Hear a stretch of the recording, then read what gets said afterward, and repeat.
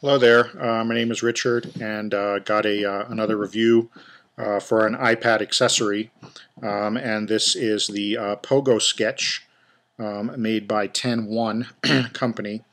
It is a pen that allows you to write on or touch the screen of the iPad the same way you would use your finger when it touches on the iPad screen.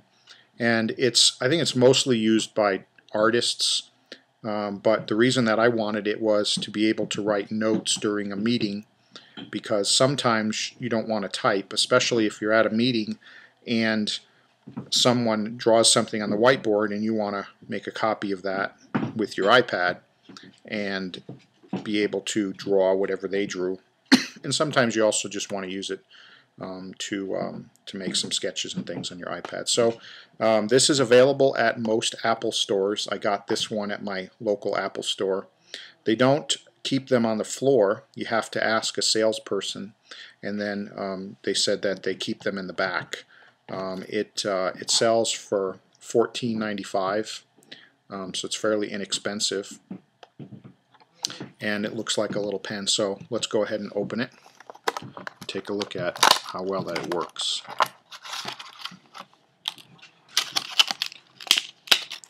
It's made out of a aluminum material.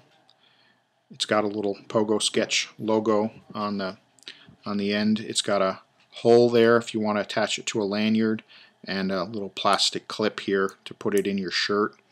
And on the end here is a soft foamy material. It's fairly dense, but it does have some give, so if you push on it, it'll flex. It's got you can see the size of the foot there. It's about the same diameter as the body of the metal, and the diameter of this is similar to a pencil, and so that's about the size of the end. So let's take this thing for a test drive and see how well it works on the iPad. So we'll go ahead and slide to unlock, and I've got an application up here that allows you to draw on the screen of the iPad. And so I'll show you the difference between drawing with your finger and drawing with the Pogo Sketch.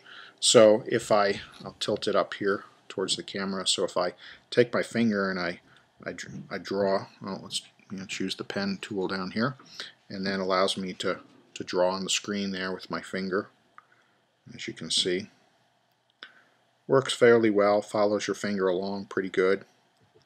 And so now let's try the same thing with the Pogo Sketch. So one of the things that I'm a little bit disappointed about with the Pogo Sketch is you've got to put a fair amount of pressure on the tip to get the iPad screen to recognize it. So I'll show you what I mean. I'll start out with a light touch, and you'll see that it won't pick up the touch at all. So if you try to use it at an angle like this and move it along, you see there's not a whole lot, and it just picked it up there. But if I use a light touch like that, nothing happens. If I push, then I start to get a response. It works best if you use it at a 90-degree angle to the screen, as opposed to at an angle, at any angle, it doesn't work as well. So because it's a little flat on the edge there, or the top, I mean, the end is flat. So if you push that flat part onto the screen, push down like that, then it works the best. So if you get a little bit of compression on the end and then move, it'll follow you pretty well. So if you wanted to, if you got somebody up on the screen and they're drawing a box, whatever it is, as long as you put a little bit of pressure on there, it'll follow you along pretty well. And trying to do the same thing with your finger, it works too, but just not quite as good. So give you an idea of how well that works. So let's go to the home screen here, and you can use it to to scroll. You can use it to type. So if we go into notes, and we will add a new note here. Okay, so So there you go. There's the notes application. You can use it to to touch your letters, and it works pretty well. As I mentioned, you have to kind of give it a little bit of a push because it doesn't follow, or it doesn't work that great if it's a light touch. You got to give it a little bit of a push.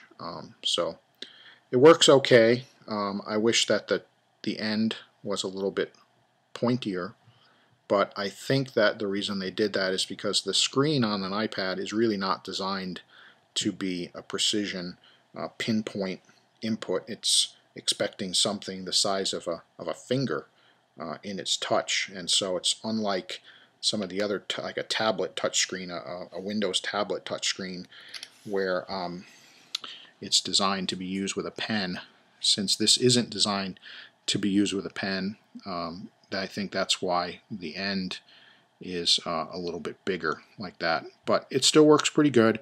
As I mentioned, I think the real application for this is for those people who like to draw, but for those of us who want to use our iPad to take notes in a meeting and be able to draw some information on our iPad, copy down a whiteboard drawing and things of that nature, it works fine, does the job, and for $15 you can't really go wrong. You're not spending a whole lot.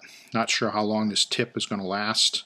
Not sure exactly how it's attached. If it's just glued on the end there, then it's definitely not going to last very long, but hopefully it's